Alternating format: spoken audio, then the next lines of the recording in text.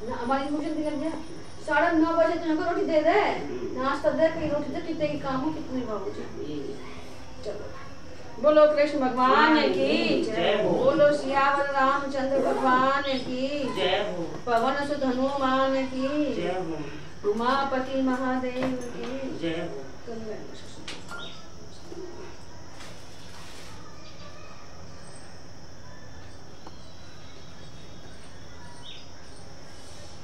मया वेश्य मनो ये माम नित्य युक्त उपासते श्रद्धया पर्योपेतास्ते में युक्त तमा मता। भगवान ने ठीक यही निर्णय अर्जुन के बिना पूछे ही 6 अध्याय के 47वें श्लोक में दे दिया था, परंतु उस विषय में अपना प्रश्न न होने के कारण अर्जुन उस निर्णय को पकड़ नहीं पाए। उत्तर तो देखिए, लेकिन जैसे प्रश्न आपको है तो आप ही पकड़ोगी, मैं ध्यान नहीं दूंगी उस उत्तर पर।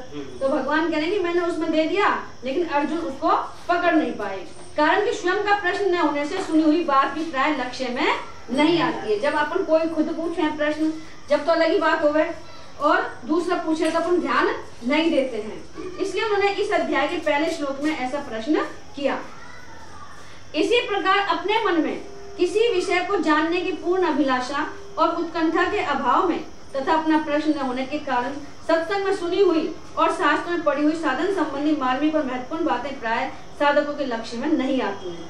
समझ में आ गया ना कि इसी प्रकार अपने मन में किसी विषय को जानने की पूर्ण अभिलाषा और उत्कंठा का अभाव, यानी अगर आप प्रश्न में भी ध्यान दोगे, मेरे प्रश्न हो सके, कोई भी जानकारी मिल सके तो ध्यान से सुनो, लेकिन हम दूसरे हैं जो लोग ध्यान से कम सुनते हैं। अपना प्रश्न न होने के कारण सत्संग में सुनी हुई मेरा प्रश्न नहीं है ये, शास्त्र में पढ़ी हुई साधन संबंधी मार्मिक और महत्वपूर्ण बातें प्राय साधकों के लक्ष्य में नहीं आती। अगर वही बात उनके प्रश्न करने पर समझाई जाती है तो वे उसको अपने लिए विशेष रूप से कहीं मानकर श्रद्धा पूर्वक ग्रहण कर प्राय वे सुनी और पढ़ी हुई बातों को जयराम जी जब कर लेना प्राय वे सुनी और पढ़ी हुई बातों को अपने लिए न समझकर उनकी उपेक्षा कर लेते हैं, जबकि उनमें इस बात के संस्कार सामान्य रूप से रहते ही हैं, होने से जागृत भी हो सकते हैं। अतः साधकों को चाहिए कि वे जो पढ़े और सुने उसको अपने लिए ही मानकर जीवन में उतारने की चेष्टा करें। साधक को चाहिए कि जो भी पढ़ें और सुने उसको अपने लिए ही मानकर अपने जीवन में उतारने की चेष्टा करें। मया वेश्य मनो ये माम नित्य युक्त उपासते। मन वही लगता है जब प्रेम होता है, जिससे प्रेम हो जाता है उसका चिंतन स्वतः होता है। मन वहाँ लगता है जब प्रेम होता है, जब प्रेम होता है उसका चिंतन स्वतः होता है। नित्य युक्ता का तात्पर्य है कि साधक स्वयं भगवान में लग जाए। भगवान ही मेरे हैं और मैं भगवान का ही हूँ, यही स्वयं का भगवान में लगना है। स्वयं का दृढ़ उद्देश्य भगवत प्राप्ति होने पर भी मन बुद्धि स्वतः भगवान में लगते हैं। इसके विपरीत स्वयं का उद्देश्य भगवत प्राप्ति न हो तो मन बुद्धि को भगवान में लगाने का यत्न करने पर भी पूरी तरह भगवान में नहीं लगते। मन बुद्धि को भगवान में लगाने का यत्न करने पर भी पूरी तरह से वो भगवान में नहीं लगते। परंतु जब स्वयं ही अपने आप को भगवान का मान ले, बताया कल भी यही आया कि स्वयं अपने आप को भगवान का माने, भगवान को अर्पण करे तो मन बुद्धि भगवान में तल्लीन हो जाते हैं। स्वयं तो लगता नहीं है और करणों को लगाता है।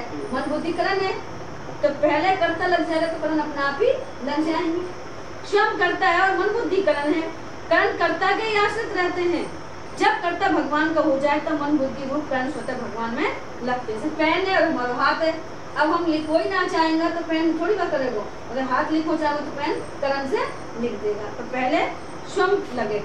साधक से भूल यह होती है कि वह स्वयं भगवान में न लगकर अपने मन बुद्धि को भगवान में लगाने का अभ्यास करता है। स्वयं भगवान में लगे बिना मन बुद्धि को भगवान में लगाना कठिन है। राम सुखदास जी कह रहे हैं महाराज कि स्वयं जब तक नहीं लगे तब तक मन बुद्धि को भगवान में लगाना कठिन है। इसलिए साधकों की यह व्यापक शिकायत रहती है कि मन बुद्धि भगवान में नहीं लगता। तो सर छोड़ दो, हाँ छोड़ दो, हाँ जैसा हो गया हो सके बाबूजी ने आया। इसलिए साधकों की यह व्यापक शिकायत रहती है कि मन बुद्धि भगवान में नहीं लगती। जाने की भी हमारा ध्यान ना लगे, हमारा मन ना लगे, बुद्धि ना लगे तो पहले अपने आप को समर्पित करो, तब जाके मन बुद्धि लगेंगे। मन बुद्धि एकाग्र होने से सिद्धि समाधि तो हो सकती है, पर कल्याण स्वयं के भगवान में लगने से ही होगा। यानी विचारों में परिवर्तन करो, काम चाहे मत करो, क्रिया चाहे मत करो, और विचार परिवर्तित हो जाए ना तो सब हो जाए। उपासना का तात्पर्य है स्वयं को भगवान के अर्पित करना, कि मैं भगवान का ही हूँ और भगवान ही मेरे हैं। स्वयं को भगवान के अर्पित करने से नाम जप चिंतन ध्यान सेवा पूजा आदि तथा शास्त्र विधि क्रिया मात्र स्वतः भगवान के लिए ही होते हैं। गवर्नर स्विच चेंज करवा दे पंखा, लाइट आ रहा है, टाइम में नहीं निकलेगी, पंखा स्विच कर दबाना पड़ेगा, पानी में से हो जाए। शरीर ना इनको ठीक हो रहा है ना बंदा छोड़ो, बस छोड़ो, खराब से मरता है। शरीर प्रकृति का और जीव परमात्मा का अंश है। प्रकृति के कार्य शरीर इंद्रिय मन बुद्धि और अहम से तादात्म्य में ममता और कामना न करके केवल भगवान को ही अपना मानने वाला यह कह सकता है कि मैं भगवान का हूँ, भगवान मेरे हैं। ऐसा कहने या मानने वाला भगवान से कोई नया संबंध नहीं जोड़ता। चेतन और नित्य होने के कारण जीव का भगवान से संबंध स्वतः सिद्ध है, किंतु उस नित्य सिद्ध वास्तविक संबंध को भूलकर, संबंध तो पहले से ही है भगवान का, नित्य सिद्ध है, लेकिन उस संबंध को भूलकर जीव ने अपना संबंध प्रकृति और उसके कार्य शरीर से मान लिया है, जो अवास्तविक है। अतः जब तक प्रकृति से माना हुआ संबंध है, तभी तक भगवान से अपना संबंध मानने की आवश्यकता है। और अगर प्रकृति से नहीं है तो अपना स्वतः सिद्ध हो तो माना हुआ है। प्रकृति से माना हुआ संबंध टूटते ही भगवान से अपना वास्तविक और नित्य सिद्ध संबंध प्रकट हो जाता है, उसकी स्मृति प्राप्त हो जाती है। नष्टो मोह स्मृति लब्धा, मोह नष्ट हो जाता है, स्मृति प्राप्त हो जाती है। जड़ता के सम्मुख होने के कारण अर्थात उससे सुख भोग करते रहने के कारण जीव शरीर से मैंपन का संबंध जोड़ लेता है, अर्थात मैं शरीर हूँ ऐसा मान लेता है। इस प्रकार शरीर से माने हुए संबंध के कारण वह वर्ण आश्रम जाति नाम व्यवसाय तथा बालकपन जवानी आदि अवस्थाओं को बिना याद किए भी अपनी ही मानता रहता। मैं बूढ़ा हो गया, मैं जवान हो गया, मैं वो हो गया, तो अपनी मान लेता है, अर्थात अपने को उनसे अलग नहीं मानता। जबकि प्रकृति है जो शरीर है, जो शरीर से अलग है। जीव की विजातीय शरीर और संसार के साथ संबंध की मान्यता भी इतनी दृढ़ रहती है कि बिना याद के सदा याद रहती है। अगर वह अपने सजातीय परमात्मा के साथ अपने वास्तविक संबंध को पहचान ले तो किसी भी अवस्था में परमात्मा को नहीं भूल सकता। अगर वह अपने वास्तविक संबंधी को पहचान ले कि मैं आत्मा है जो परमात्मा का अंश है, तो वो कभी भी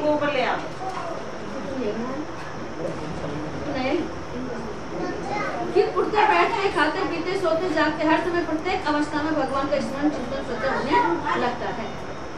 जिस साधक का उद्देश्य सांसारिक भोगों का संग्रह और उनसे सुख लेना नहीं है, प्रत्युत एकमात्र परमात्मा को प्राप्त करना ही है, उसके द्वारा भगवान से अपने संबंध की पहचान आरंभ हो गई कि मेरा एकमात्र भगवान को प्राप्त करना लक्ष्य है, ऐसा मान लेना चाहिए। इस संबंध की पूर्ण पहचान के बाद साधक में मन बुद्धि इंद्रियां शरीर आदि के द्वारा सांसारिक भोग और उनका संग्रह करने की इच्छा बिल्कुल नहीं रहती। वास्तव में एकमात्र भगवान का होते हुए जीव जितने अंश में प्रकृति से सुख भोग प्राप्त करना चाहता है, उतने ही अंश में उससे इन भोगों संबंध को नहीं उतने अंश में उसका प्रकृति के साथ ही संबंध है। इसलिए साधक को चाहिए कि वह प्रकृति से विमुख होकर अपने आप को केवल भगवान का ही माने, उन्हीं के सम्मुख हो। श्रद्धा परियोपेतास्ते में युक्त समानता। साधक की श्रद्धा वही होगी जिसे वह सर्वश्रेष्ठ समझेगा, जिसे वह सबसे अच्छा समझेगा। श्रद्धा होने पर अर्थात बुद्धि लगने पर वह अपने द्वारा निश्चित किए हुए सिद्धांत के अनुसार स्वाभाविक जीवन बनाएगा और अपने सिद्धांत से कभी विचलित नहीं होगा। जहाँ प्रेम होता है वहाँ मन लगता है, और जहाँ श्रद्धा होती है वहाँ बुद्धि लगती है। दो चीजों में लगता है, प्रेम होगा वहाँ मन लगेगा, और जहाँ श्रद्धा होगी वहाँ बुद्धि। प्रेम में प्रेमास्पद के संग की तथा श्रद्धा में आज्ञापन की मुख्यता रहती है।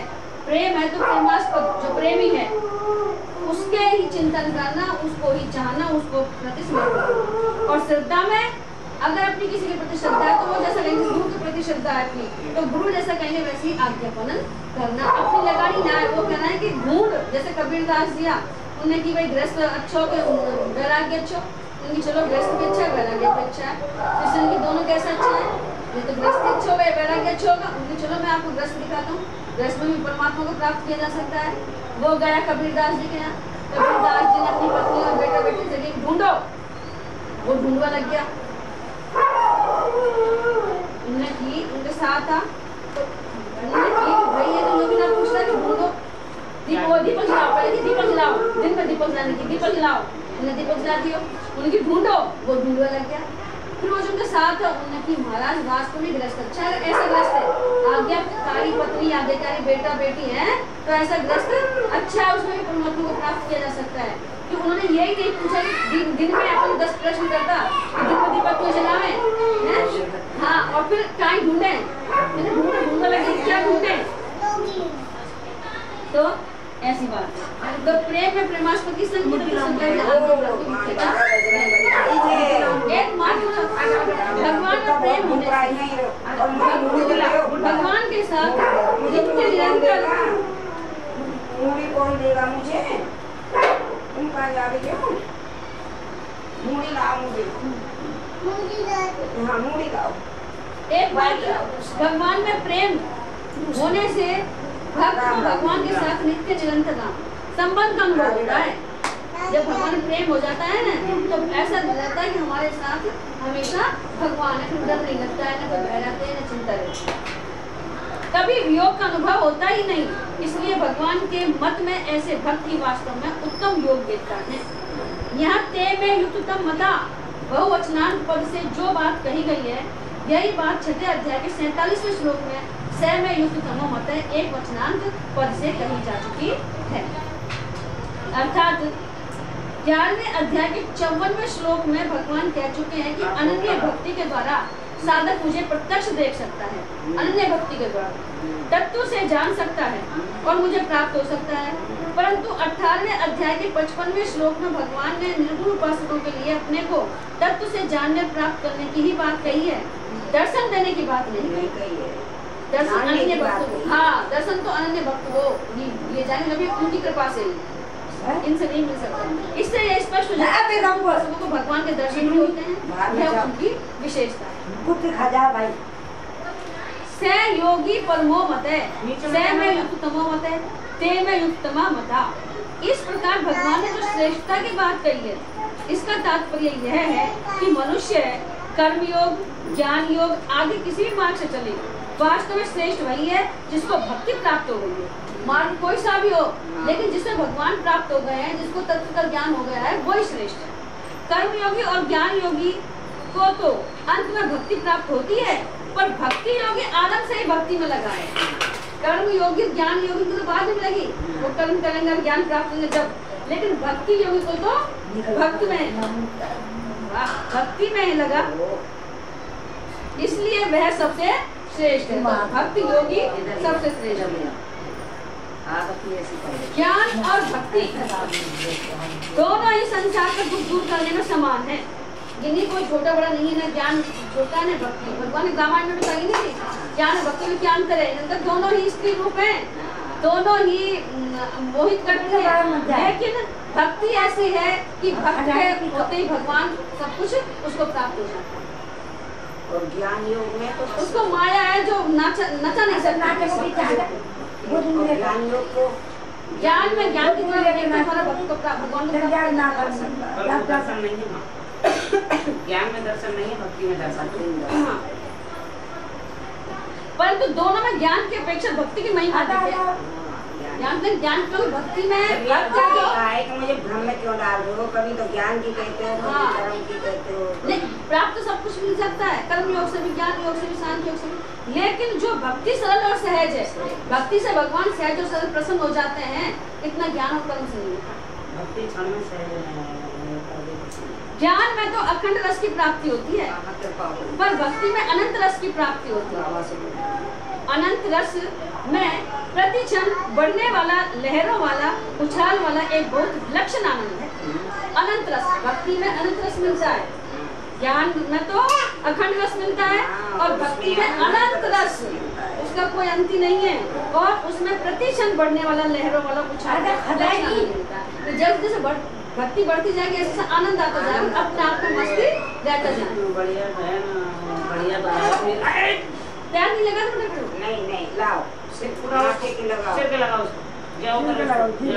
जैसे संसार में किसी वस्तु का ज्ञान होता है, सुनिए, संसार में किसी वस्तु का ज्ञान होता है, ये रुपए हैं, ये घड़ी है आदि, तो यह ज्ञान केवल अज्ञान को मिटाता है कि हम जान गए कि ये रुपया है और ये घड़ी है, हम इसको जान गए, अज्ञान मिट गया, हमारा भ्रम मिट गया।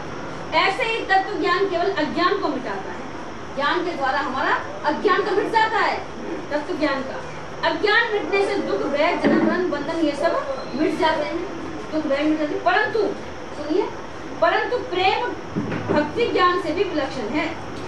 भक्ति है या प्रेम है, प्रेम से भक्ति होती है, तो भक्ति है जो ज्ञान से विलक्षण है, विशेष है। ज्ञान भगवान तक नहीं पहुंचता पर प्रेम भगवान तक पहुंचता है। ज्ञान अपने पास में तो अपन जैसे बेटा बेटी का तक ना पहुंचा सके तो दूर रह रहा बेटा बेटी, लेकिन प्रेम है ना तो वो भगवान तक पहुंच जाता है, उसकी याद आती रहती है तो वो अपनी आवाज प्रेम दीवानी, हाँ उसको प्रेम से ही जैसे हिचकियावे ना अपन कौन याद कर रहा है तो वो याद अपनी पहुंच जाती है।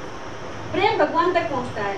ज्ञान का अनुभव करने वाला तो स्वयं होता है, पर प्रेम का अनुभव करने वाला और ज्ञाता भगवान होते हैं। भगवान ज्ञान के भूखे नहीं है, भगवान के पास ज्ञान बहुत है, धन दौलत बहुत है, भगवान प्रेम के भूखे हैं। भगवान ज्ञान के भूखे नहीं है, प्रत्युत प्रेम के भूखे हैं। मुक्त होने पर तो ज्ञान योगी संतुष्ट प्राप्त हो जाता है, पर प्रेम प्राप्त होने पर भक्त संतुष्ट नहीं होता, प्रत्युत उसका आनंद उत्तरोत्तर बढ़ता रहता है कि और मिले और मिले। अतः आखिरी तत्व प्रेम है, ज्ञान ही नहीं। जैसे ये रुपये हैं, ऐसा ज्ञान हो गया तो अज्ञान पन्ना मिट गया, इतना ज्ञान था मिट गया, परंतु उनको पाने का लोभ हो जाए कि और मिले तो उसमें एक विशेष रस आता है। ऐसे ही भक्ति में एक विशेष रस आता है। भक्ति शुरू हो जाती है तो आप आधा घंटा करिए, कल 1 घंटा करें, 10 मिनट और मिले, सत्संग और मिले। तात्पर्य है कि संसार में जैसे रुपयों में आकर्षित करने की शक्ति लोभ में है, जो लोभी होगा उसको आकर्षित करेंगे रुपये, ऐसे ही भगवान में आकर्षित करने की शक्ति प्रेम में है, ज्ञान में नहीं। प्रेम के द्वारा हम भगवान को आकर्षित कर सकते हैं। भगवान की दूर की बात है, सांसारिक दृष्टि में अपन प्रेम के द्वारा दूसरे को आकर्षित कर लें, अगर कोई से प्रेम से बोले, बढ़िया बोले तो दूसरा आदमी पीछे चला आएगा। कितनी अच्छी बोले। हाँ, धन का लोभ तो अधिक पतन करता है, पर प्रेम ज्ञान से भी अधिक उन्नत करता है। वस्तु के आकर्षण में जो रस है वह रस वस्तु में और वस्तु के ज्ञान में नहीं है। आकर्षण में जो रस है, दूर से अपन देखते तो आकर्षित करती है, वह रस वस्तु में और वस्तु के ज्ञान में। ज्ञान हो जाने की कोई चीज अपने पास में आएगी ना है तो वो नहीं आएगी। विवेक मार्ग, ज्ञान योग में सत्य और असत्य दोनों की मान्यता साथ साथ रहने से असत की अति सूक्ष्म सत्ता अर्थात अति सूक्ष्म अहम दूर तक साथ रहता है। यह सूक्ष्म अहम अथवा अहम का संस्कार मुक्त होने पर ही रहता है। यह सूक्ष्म अहम जन्म मरण देने वाला तो नहीं होता, पर वह ईश्वर से अभिन्न होने में बाधक होता है।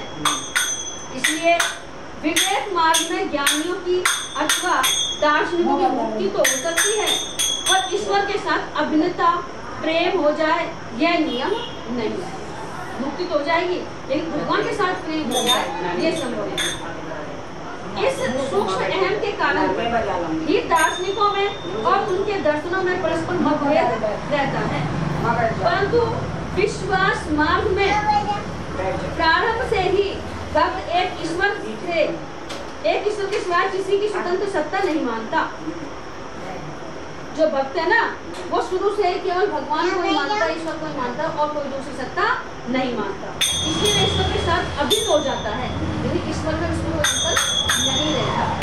ईश्वर के साथ अभिन्न होने पर अर्थात प्रेम का उदय होने पर सूक्ष्म अहम तथा उससे पैदा होने वाले संपूर्ण दार्शनिक सर्वथा मिट जाते हैं। प्रेम भगति जल बिनु रघुराई अभियंतर मल गबहु न जाई। अर्थात द्वैत अद्वैत, द्वैताद्वैत और विशिष्टाद्वैत आगे जितने भी भेद हैं, कोई 2 माने, कोई 1 माने, कोई कितना माने, वे सब वासुदेव रूप हो जाते हैं, जो कि वास्तव में है। इसलिए वासुदेव सर्वम, सभी में भगवान है का अनुभव। हाँ, तो संत लोग पहले तो यही तो माने, अब भी मानते हैं संत लोग, तो सबको अपनी परिवार मानते हैं। अपना तो छोटा सा परिवार, बहुत बड़ा परिवार है, सब में समान दृष्टि से देखते हैं। जब तो उनकी पूजा हो, उनको माने अपन, और उनके पास जाने से शांति मिली है। ये मिस्त्री में गुरु जी करा रखे हैं, कृष्णानंद जी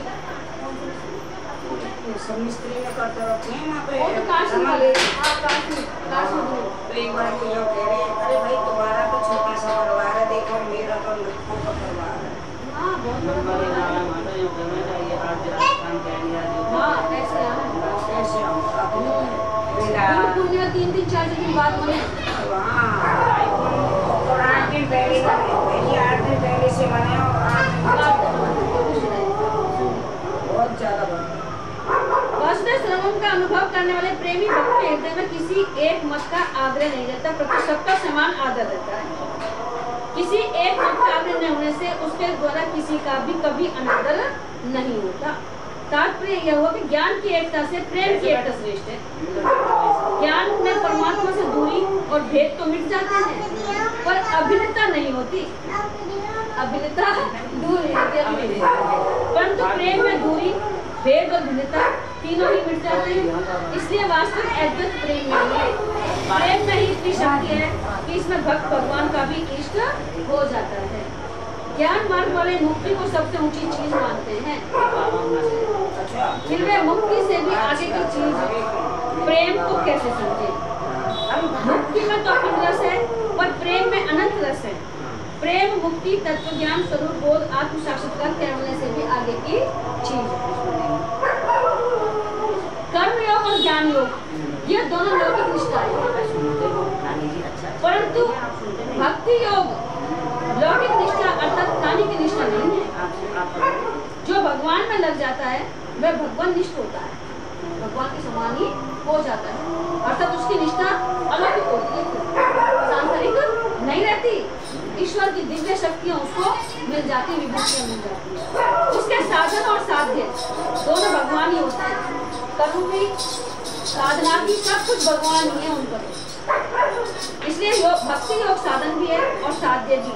तभी कहा गया है भक्तया संजातया भक्तया, अर्थात भक्ति से भक्ति पैदा होती है, भक्ति से भक्ति पैदा होती है। श्रवण, कीर्तन, स्मरण, पाद सेवन, अर्चन, वंदन, दास्य, सत्संग, आत्मनिवेदन, ये 9 प्रकार की सघन भक्ति है। श्रवण, कीर्तन, विष्णु, स्मरण, पाद सेवन, अर्चनम, वंदनम, दास्यम, सत्यात्म निवेदन, ये 9 प्रकार की भक्ति है। और इससे आगे प्रेम लक्षणा भक्ति साध्य भक्ति है, जो कर्म योग और ज्ञान योग सबकी साध्य है। यह साध्य भक्ति प्राप्तनीय तत्व है। ज्ञान योग में साधक सत्य असत्य के विवेक को महत्व देकर असत्य का त्याग करता है। ज्ञान योग में जान देता है ये सही है, ये गलत है, गलत चीज का वो त्याग कर देता है। असत्य का त्याग करने से त्यागी की और त्याज्य वस्तु की सत्ता भाव रूप से बहुत दूर तक साथ रहती है। इसलिए ज्ञान योग में असत का सत्य का त्याग बहुत देरी से होता है। ज्ञान योग में असत वस्तु का त्याग बहुत देरी से होता है। ज्ञान पहले जाने कैसे परखे ये सही है गलत है, जब जगह त्याग करो। भक्ति योग में समर्पण कर दियो भाई, मैं एक बार में हाँ सब जैसा कहते हैं ना भगवान वैसे करूँगा। कर्म योग में साधक असत वस्तु को त्याग देते हैं। सुन लो, ज्ञान योग में तो त्याग बहुत देरी से होता है। कर्म योग में साधक असत वस्तु को त्याज्य नहीं मानकर सेवा सामग्री मानता है। वो कर्म करता है कि भगवान की सेवा में लगाओ, जो भी काम कर रहा हूँ भगवान की सेवा कर रहा हूँ, दूसरों की सेवा कर रहा हूँ भगवान की सेवा कर रहा हूँ। त्याग करने में निकृष्ट वस्तु तो सुगमता से छूटती है, पर अच्छी वस्तु को छोड़ना कठिन होता है। बुरी चीजें तो अपन छोड़ दें, पर अच्छी चीजें जमा करके रख दें कि आगे काम आ सके अपने। अतः अच्छी वस्तु का त्याग करने की अपेक्षा उसको दूसरे की सेवा में लगाना सुगम पड़ता है। त्याग तो ना हो, लेकिन उसको अपन दूसरे की सेवा में लगा देते ये सरल पड़ता है।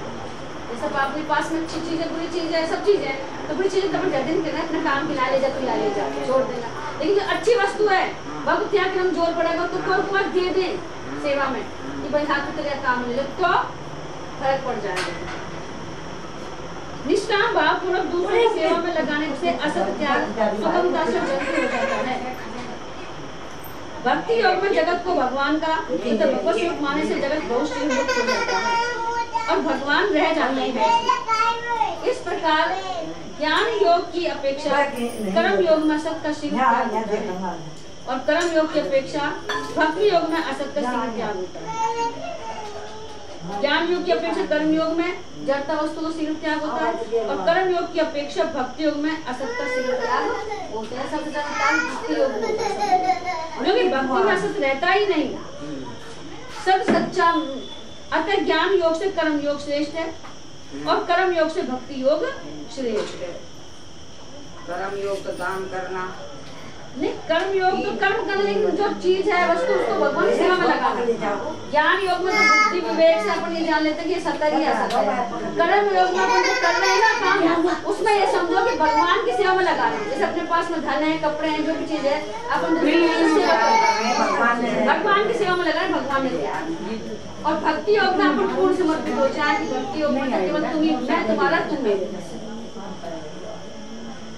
ये त्वक्षरम निर्देश्य निमित्तम पर्युपास्ते सर्वत्र गम चिंतयम च कूटस्थ मंचम या फिर विद्युत टॉपिक जैसे। अरे ना इनने आदत लगा दी गंदी, अब बाहर ले जाके घुमा भी सर्वत्र संबुद्धे ते प्राप्नुवन्ति मामेव सर्वभूतिते रता।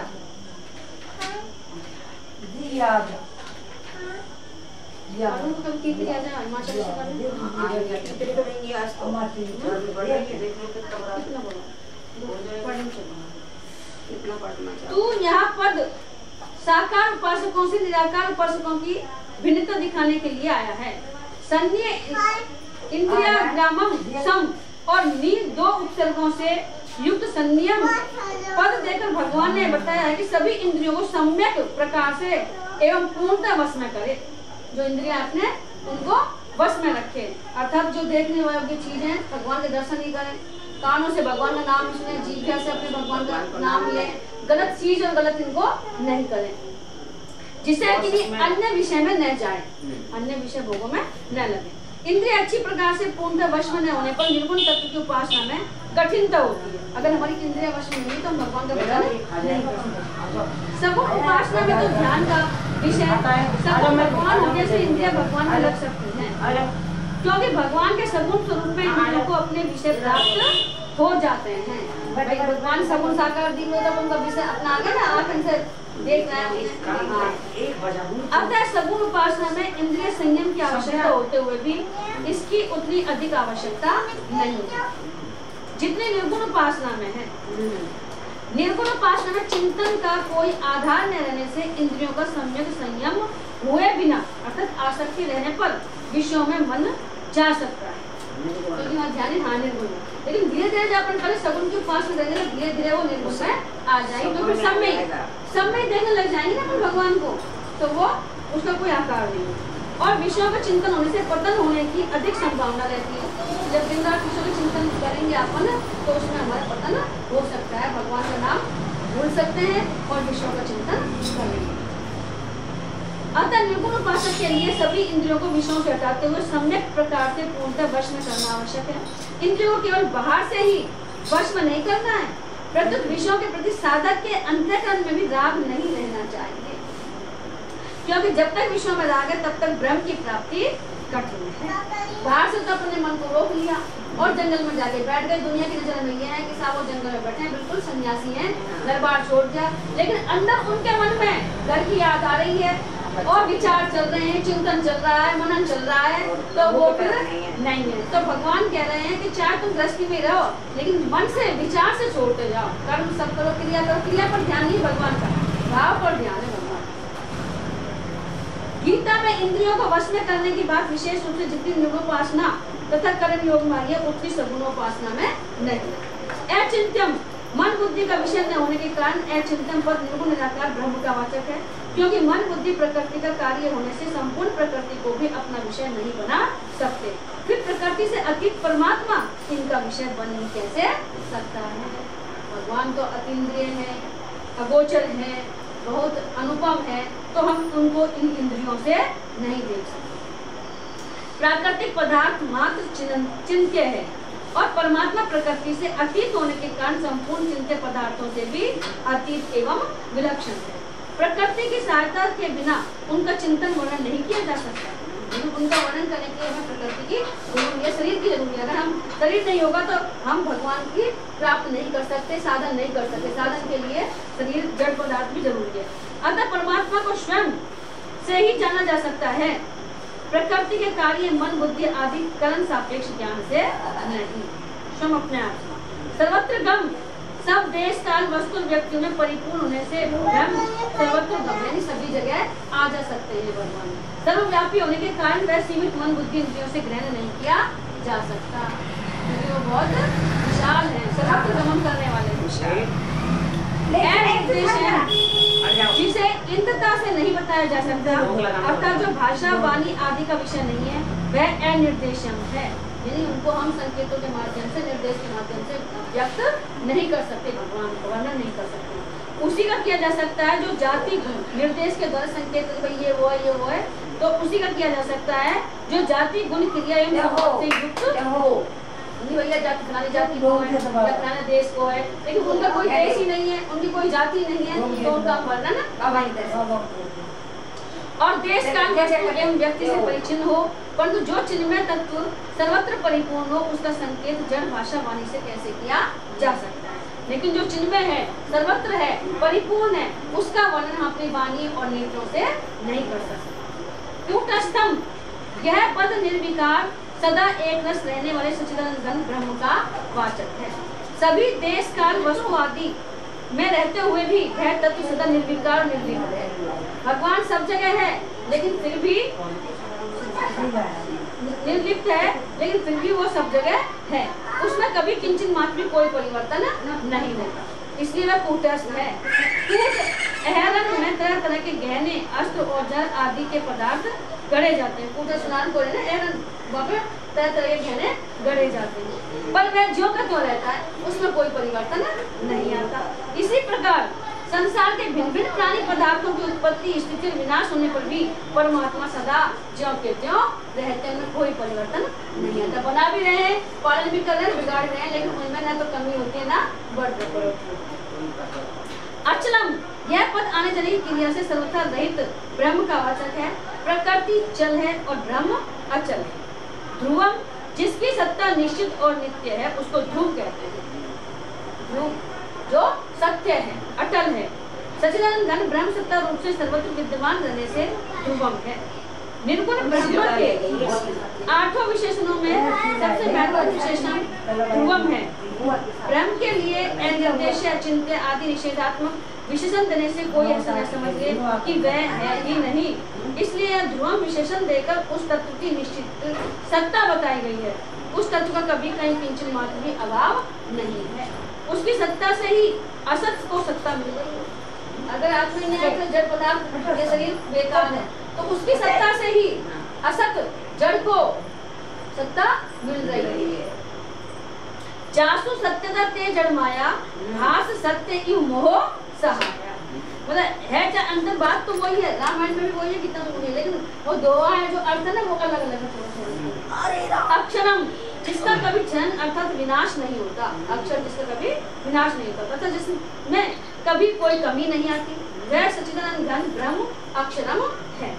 अव्यक्तम, जो व्यक्त न हो अर्थात मन बुद्धि इंद्रियों का विषय न हो और जिसका कोई रूप या आकार न हो उसको अव्यक्तम कहते हैं। व्यक्त और अव्यक्त, व्यक्त तुम ही हो, अव्यक्त तुम ही हो, तो व्यक्त और अव्यक्त तुम ही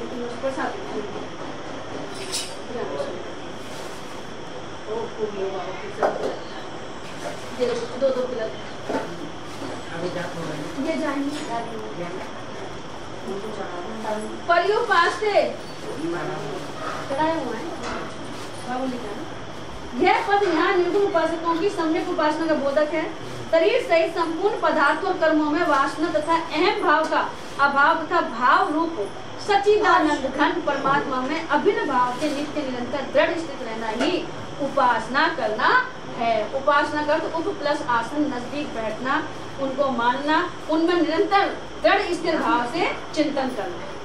इन श्लोकों में 8 विशेषणों से जिस विशेष वस्तु तत्व का लक्ष्य कराया गया है और उससे जो विशेष वस्तु समझ में आती है वह बुद्धि विशिष्ट ब्रह्म का ही स्वरूप है, जो कि पूर्ण नहीं है, क्योंकि लक्षण और विशेषणों से रहित निर्गुण निर्विशेष ब्रह्म का स्वरूप किसी भी प्रकार से पूर्णता बुद्धि आदि का विषय नहीं हो सकता। हाँ, इन विशेषणों का लक्ष्य रखकर जो उपासना की जाती है वह निर्गुण ब्रह्म की उपासना है और इसके परिणाम में प्राप्ति भी निर्गुण ब्रह्म की ही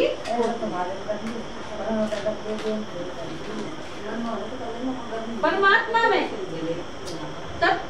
परमात्मा को तत्व से समझने के लिए 2 प्रकार के विशेषण दिए गए हैं, निषेधात्मक और विध्यात्मक। परमात्मा के अक्षर अनिर्देश्य, अव्यक्त, अचिंत्य, अचल, अव्यय, असीम, अपार, अविनाशी आदि विशेषण निषेधात्मक हैं और सर्वव्यापी, कूटस्थ, ध्रुव, सत्य, चित्त, आनंद और विशेषण विध्यात्मक हैं। परमात्मा के निषेधात्मक विशेषणों का तात्पर्य है प्रकृति से परमात्मा की असंगता बताना है कि प्रकृति और परमात्मा असंग है, अंतर नहीं है। और विध्यात्मक विशेषण तात्पर्य परमात्मा की स्वतंत्र सत्ता बताना है। परमात्मा तत्व सांसारिक प्रवृत्ति और निवृत्ति है, दोनों से परे और दोनों को समान रूप से प्रकाशित करने वाला है। ऐसा निरपेक्ष परमात्मा तत्व का लक्ष्य कराने के लिए और बुद्धि को परमात्मा के नजदीक पहुंचाने के लिए ही भिन्न भिन्न विशेषणों से परमात्मा का वर्णन किया गया है। भिन्न भिन्न विभूतियों का वर्णन किया है भगवान की विशेषताओं को बताने के लिए, जिससे अपना मन उनमें लगे, जहाँ भी चिंतन जाए वहीं भगवान समझे। गीता में परमात्मा और जीवात्मा के स्वरूप का वर्णन प्राय समान ही मिलता है, जीवात्मा और परमात्मा। परमात्मा के लिए यहाँ जो विशेषण दिए गए हैं वही विशेषण गीता में जीवात्मा के लिए भी दिए गए हैं।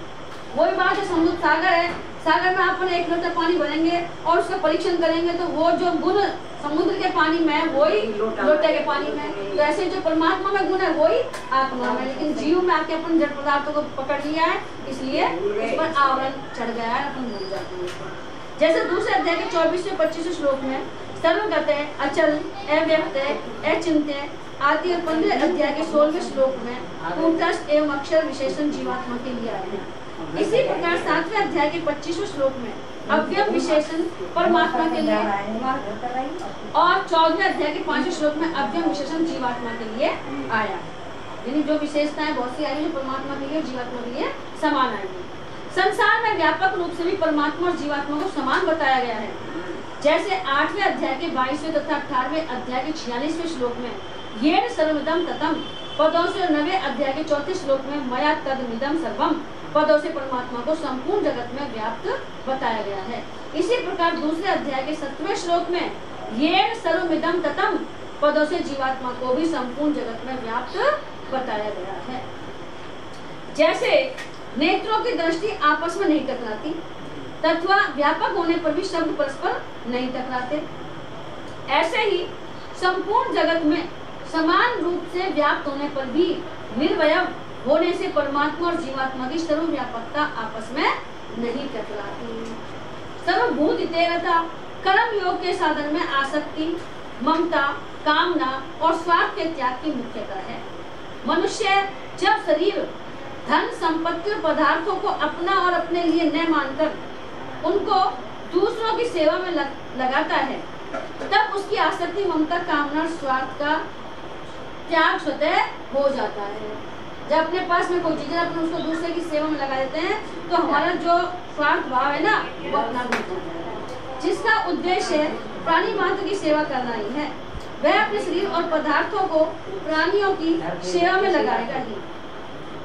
शरीर को दूसरों की सेवा में लगाने से, अहंकार पदार्थों को दूसरों की सेवा में लगाने से ममता नष्ट होती है। शरीर को अगर अपन दूसरों की सेवा में लगाएंगे तो है ना, आने गया यही तो है। कौन सी गाड़ी? मोटरसाइकिल वही तो है। जगदी जगदी जगदी कवर लग रहा ना, आगे वो दूध लेकर तो खोल दे के आप गया दिखे वो इसमें आप ध्यान आ रही होगी उनमें।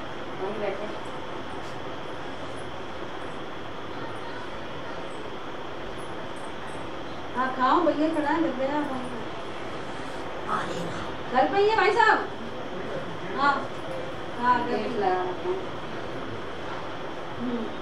मतलब शरीर को दूसरों की सेवा में लगाने से तो अहंकार खत्म होता है, और पदार्थों को दूसरों की सेवा में लगाने से ममता नष्ट होती है। अहंता और ममता दो चीज है। तो अहंता तो कहीं है, अपना अभिमान गल जाए, अपने शरीर से अपन दूसरों की सेवा करेगा, और अगर अपने पास में पदार्थ है, धन दौलत जो भी चीज है, उसको अपन दूसरे सेवा में लगाएंगे तो ममता नष्ट हो जाएगी, बस लगाव जो है ना अपना वो धीरे धीरे छूट जाएगी। साधक का पहले से ही ये लक्ष्य होता है कि जो पदार्थ सेवा में लग रहे हैं वे सेव्य के ही हैं, उन्हीं के हैं, अपने नहीं है। अपने पास तो है, अपने साधन मात्र है, ये चीज उन्हीं की है। जैसे कहना अगर कोई भोजन अपनी रसोई में करता है तो ये हमारा अहोभाग्य है, उनके हिस्से का ही है, लेकिन वो अपने हिस्से का खाना हमारी रसोई में बैठकर खा रहे हैं, ये अपना अहोभाग्य है कि वो अपनी रसोई में बैठकर खा रहे हैं। अतः कर्म योग के साधन में संपूर्ण प्राणियों के हित में रत रहना अत्यंत आवश्यक है। इसलिए सर्वभूत हिते रता पद का प्रयोग कर्म योग का आचरण करने वाले के संबंध में करना ही अधिक युक्ति संगत है। परंतु भगवान ने इस पद का प्रयोग यहाँ तथा 5वें अध्याय के 25वें श्लोक में दोनों ही स्थानों पर ज्ञान योगियों के संबंध में किया है। इससे यही सिद्ध होता है कि कर्मों से संबंध विच्छेद करने के लिए कर्म योग की प्रणाली को अपनाने की आवश्यकता ज्ञान योग में भी है। एक खास बात ध्यान देने की है, ध्यान से सुनना। शरीर, पदार्थ और क्रिया से जो सेवा की जाती है, बाबा कृष्ण शरीर, पदार्थ और क्रिया से जो सेवा की जाती है वह सीमित ही होती है। शरीर, पदार्थ और क्रिया से जो सेवा होती है सीमित होती है, क्योंकि संपूर्ण पदार्थ और क्रियाएं मिलकर भी सीमित ही है। परंतु सेवा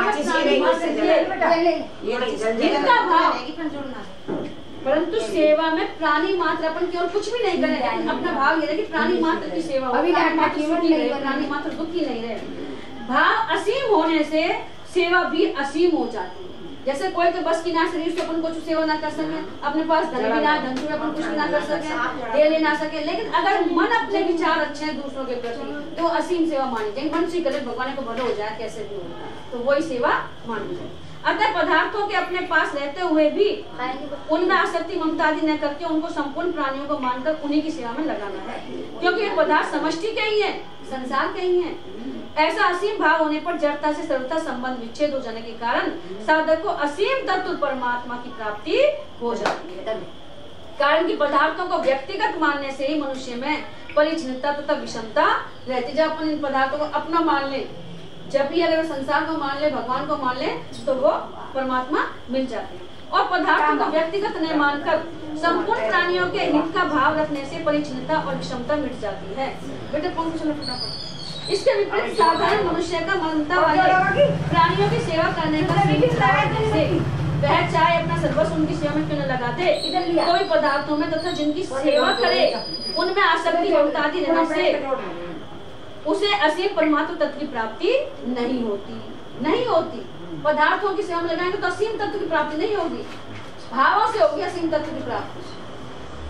अतः असीम परमात्मा तत्व की प्राप्ति के लिए प्राणी मात्र के हित में रति अर्थात प्रीति रूप असीम भाव का होना आवश्यक। सब जगह भाव प्रबल है, क्रिया प्रबल नहीं है। क्रिया अपन चाहे कुछ भी करें दिखाने के लिए, लेकिन अगर भाव अंदर से अपने मन नहीं है, जैसे हम जामे कई बार मैं कहूँ माता माई पूछ जाए अपने भाव ना है तो वैसे हमारे को लगे ना है, भाव से कहीं भी जा रहे हैं अपन चाहे पत्थर को पूछे तो वो मिले। सर्वभूत हिते रता पद उसी भाव को व्यक्त करते हैं। ज्ञान योग का साधक जड़ता से संबंध विच्छेद करना चाहता तो है, परंतु जब तक उसके हृदय में नाशवान पदार्थों का आदर है, जड़ पदार्थों का आदर है, तब तक पदार्थों को माया में अथवा स्वप्नवत समझकर उनका ऐसे ही त्याग कर देना उसके लिए कठिन है। वो छोड़ नहीं सकता, जब तक अपन लगा रहे तब भी छोड़ सके। परंतु कर्म योग का साधक पदार्थों को दूसरों की सेवा में लगाकर उनका त्याग ज्ञान योग की अपेक्षा सुगमता पूर्वक कर सकता है। बस कुछ तो ज्ञान योग का साधक तो सहज ही नहीं छोड़ सकता पदार्थों को। कर्म योग का पदार्थ है, कर्म योगी जो है वो पदार्थों को दूसरी चीजों में लगा के त्याग कर देगा। और ज्ञान योगी में तीव्र वैराग्य होने से ही पदार्थों का त्याग हो सकता है। कोई झट वैराग्य, तो वैराग्य ऐसा न हो धनी कंधा बसवा फिर हाँ भाई मैं जानू संन्यास, अरे तुरंत होता है वो, तुरंत हो जाता है जो करने वाले होते हैं। तो कर्म जैन बनियान के पैसे जैन के तो अपने भी बहुत सा है। अरे अपने पहले का खूब वो कौन है। हाँ, ज्ञान योगी में तीव्र वैराग्य में से ही पदार्थों का त्याग हो सकता है, परंतु कर्म योगी थोड़े वैराग्य में ही पदार्थों का त्याग कर सकता है। प्राणियों के इतने पदार्थों का सदुपयोग करने से जड़ता से सुगमता पूर्वक संबंध विच्छेद हो जाता है। भगवान ने यहाँ सर्वभूत रता पद देकर यही बताया है कि प्राणी मात्र के हित में रत रहने से पदार्थों के प्रति आदर बुद्धि रहते हुए भी जड़ता से संबंध विच्छेद सुगमता पूर्वक हो जाएगा। प्राणी मात्र का हित करने के लिए कर्म योगी सुगम उपाय है। निर्गुण उपासकों की साधना के अंतर्गत अनेक अवान्तर भेद होते हुए मुख्य भेद दो हैं, जड़ चेतन और चराचर के रूप में जो कुछ प्रतीत होता है वह सब आत्मा या ब्रह्म ही है, और जो कुछ दृश्य और प्रतीत होता है वह अनित्य, क्षणभंगुर और असत है। जो दिखाई दे रहा है वो सब क्षणभंगुर नष्ट होने वाला है। इस प्रकार संसार का बाध करने पर जो तत्व शेष रह जाता है वह आत्मा या ब्रह्म है। ये प्रभु बोलो श्री कृष्ण भगवान की जय। श्री गुरु चरण सरोज रज निज मन मुकुर सुधार, वरनहुँ रघुबर विमल जसु, जो दायक फल चार।